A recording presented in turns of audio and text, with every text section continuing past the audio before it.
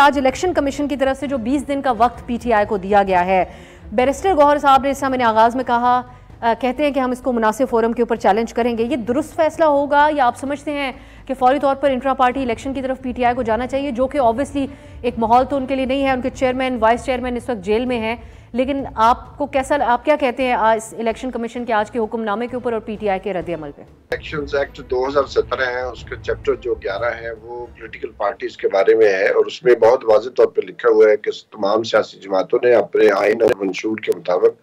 अपने इंतखाबात कराने और इंतखाबात के नतायज इलेक्शन कमीशन को जमा करवाने हैं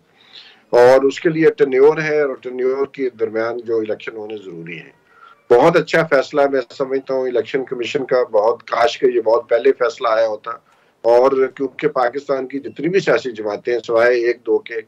उनकी अंदरूनी जमहूरियत जिसको इंट्रा पार्टी डेमोक्रेसी कहते हैं, कोई ऐसी कोई चीज नहीं है, ना PMLN में है, ना पीपल्स पार्टी में है और ना ही PTI में मौजूद है। लेकिन फिर भी उनके अपने आइन और के मुताबिक उनके इंतखाबात होने चाहिए। लेकिन एक अजीब बात है, काश के इलेक्शन कमीशन बाकी जमातों की जो इंट्रा पार्टी इलेक्शन हुए हैं माजी में, हाल ही में या बहुत देर के बाद, तो असल बात यह है कि सिर्फ एक पार्टी को निशाना क्यों बनाया जा रहा है। क्योंकि होता यह है कि जब आप कानून और आइन को एक पार्टी के ऊपर लागू करते हैं और बाकी पार्टियों को माफी दे देते हैं, तो फिर हम कहते हैं इंसाफ के तकाजे पूरे नहीं होते। उसकी वजह से सारे शकूक शुबहात पैदा होते हैं। तो मैं समझता हूँ कि 3 अगस्त को गालिबन या 4 अगस्त की बात है जब इन्होंने फैसला महफूज किया था। आखिर 4 माह तक इस फैसले को, आज तक जबकि इलेक्शन में चंद दिन रह गए हैं,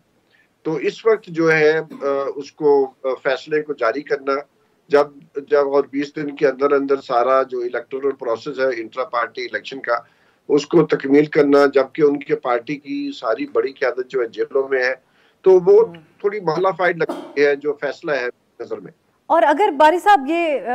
आगे पेशगोई के हवाले से ही बात है, लेकिन अगर ये इंतखाबी निशान जो बैट का निशान है पीटीआई का, ये इनको नहीं मिलता, तो आप समझते हैं कि इनके लिए ये, इससे अगर महरूम होते मुश्किलात बनेंगी इनके लिए, ये कैसा साबित होगा या फिर नहीं फर्क पड़ता? पीटीआई इस पे इसी तरह बात करती है कि चेयरमैन का नाम होना चाहिए, पार्टी का नाम होना चाहिए, और लेकिन अगर नहीं होगा बैलेट पेपर के ऊपर निशान, आप समझते हैं ये फर्क पड़ेगा पीटीआई के लिए इस पे? देखिए, जो हम लोग फील्ड में काम करते हैं, पूरे पाकिस्तान में घूमते फिरते रहते हैं, लोगों से बातें करते हैं। पीपल्स पार्टी का किसी जमाने में इंतखाबी निशान तलवार था, उसके बाद वो निशान उनसे ले लिया गया और फिर उनको इंतखाबी निशान तीर दे दिया गया और तीर भी उतना ही पॉपुलर हो गया जितना जो है वो, अगर कोई ये कहता है कि वो तीर के निशान और तलवार के निशान के खात्मे की वजह से पीपल्स पार्टी की एक मुल्की सतह पर जो पॉपुलैरिटी वो कम हुई है, तो वो बिल्कुल मैं समझता हूँ गलत बात है। असल बात ये है कि लोगों ने जो वोट देना है वो सिंबल के ऊपर देना है और लोगों को सिंबल के बारे में बताना जो है वो पार्टी की जिम्मेदारी है, मीडिया की जिम्मेदारी है। तो मैं समझता हूँ इतना बहुत बड़ा फर्क नहीं पड़ेगा पीटीआई को। लेकिन ये कि ये जो फेयरनेस के है, जो लेवल प्लेइंग बात है, जो बहुत आजकल बात हो रही है, तो मैं समझता हूँ कि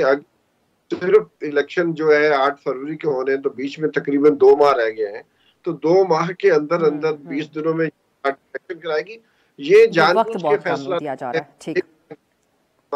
तो इसलिए मुश्किलात तो लाजमी पीटीआई के लिए होंगी, लेकिन मेरा नहीं ख्याल बहुत बड़ा फर्क पड़ने वाला है।